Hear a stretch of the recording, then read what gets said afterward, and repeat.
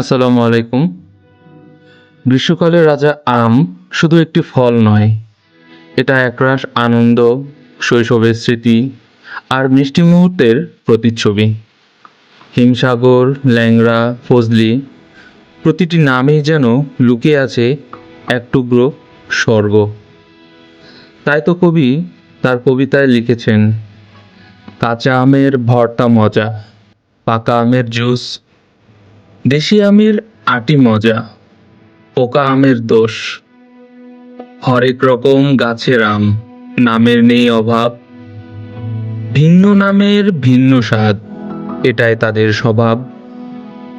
ঝড় তুফানে বৃষ্টির মাঝে আম কুড়াতে যাই, মাথার উপর আম পড়েছে, মজা করে খাই।